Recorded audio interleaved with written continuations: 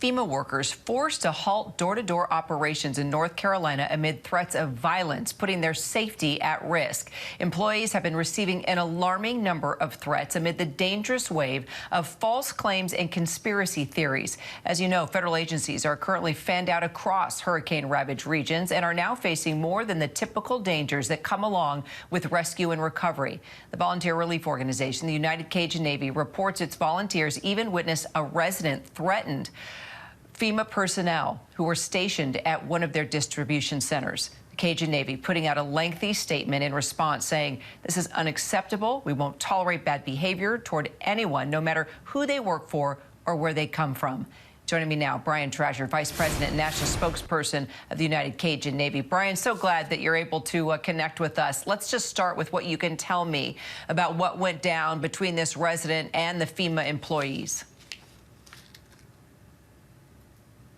Yeah, so I mean, tensions are high still in Western North Carolina, unfortunately, and yeah, it seemed like there was somebody who was just taking out some frustrations when they saw the FEMA logo, and again, like we said, that's acceptable, and it's just fueling all kind of more disinformation and just raising temperatures higher than they need to be. It's just not acceptable. We're not going to allow it in any of our stations, and we hope that everybody realizes that FEMA is there to help them, regardless of what you think of the job they're doing. You need to try to let them do their job and try to get through this recovery.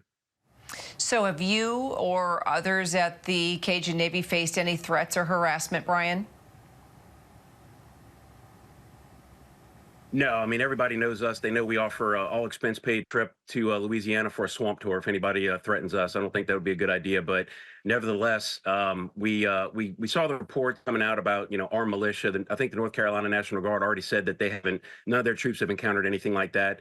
But we understand the federal response to make sure their employees are safe.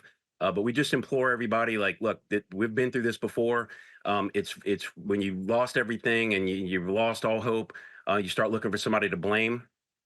Look, go make your voice heard at the ballot box, next month. Don't take it out on these federal employees. They're there to help you, and they really do care about their mission.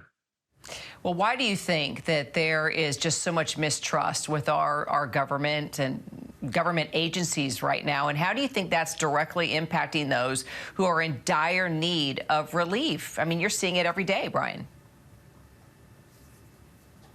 We are. I mean, look, this country was founded by people who distrusted the government, so they formed their own. I mean, I think it's in our DNA. But a lot of the recent distrust probably goes back to COVID, and government could have done a much better job being straightforward with the American people about some of the science behind COVID and trying to avoid spreading it and things like that. But with this event, obviously there's just been a ton of stuff put out there that people were worried about.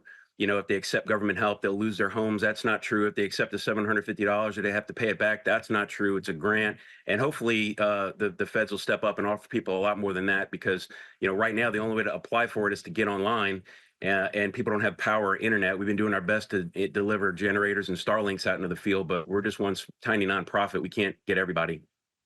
Well, your voice is definitely heard. You did put out on X that FEMA is not the enemy. They just do a crappy job of explaining what their role is. So here's your chance. What exactly is their role for those who are listening? Those that really don't understand. We do, of course.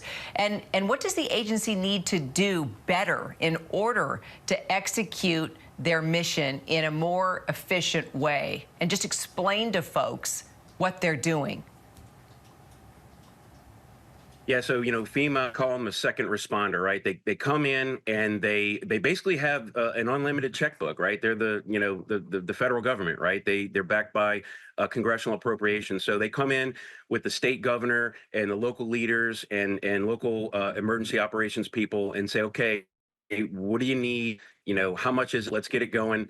But they really are the one. And then, of course, the National Guard comes in and the FEMA gets them supplies and helps with logistics to move them out into the field. But as far as FEMA being this force going door to door rescuing people, they don't do that. That's not what they do. And I don't think it's their fault in the sense that they don't pretend to do that, but they need to probably make people understand that that's not what they do. the National Guard does that, and FEMA helps fund the National Guard and fund those operations, and then they help share intel with nonprofits like us so that we can help in the effort too. So again, FEMA's not in the relations of, I'm sorry, in the business of public relations. They might want to get into that, but I can tell you, I haven't been to their headquarters. Every one of their employees cares deeply about their job, and we hope that everybody is kind to them and lets them do their job, and don't turn away help just because you're distrusting of the federal government. These people are, American citizens just like you, and they want to help you. Point well made.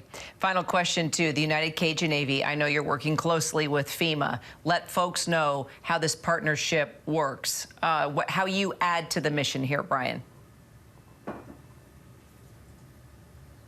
Yeah, so again, FEMA is a governmental agency. We're an NGO, so we don't tell them what to do. They don't necessarily tell us what to do, but they are constantly checking in with us, saying, "What are you seeing on the ground? What's the need? Where should we send aid? What can we do better?" All that kind of things. And I mean, look, everything we tell them is just from our perspective, and we're not perfect either. But the fact that seeing out this information and trying to make the operation better, I think at least is a start. I think it shows that they're trying. But nevertheless, you've got everybody from the governors to the county people, the mayors, the police and fire, and they're all overwhelmed, and they're all doing a great job. And one of the best things that happens to us is when we get a call for somebody that needs help, and we get there and the sheriff's deputies are already there. That means the system's working, that it's caught up, and the locals are ready to take over, and we can start to stand down. And we hope we get to that point. That's already happened pretty much in Florida, and we hope that happens soon in North Carolina. Always love having your voice, Brian, just to weed through all the misinformation and the conspiracy theories. We do not need any of that right now. Brian Trascher, United Cajun Navy. Appreciate you, Brian. Thank you. Thanks so much.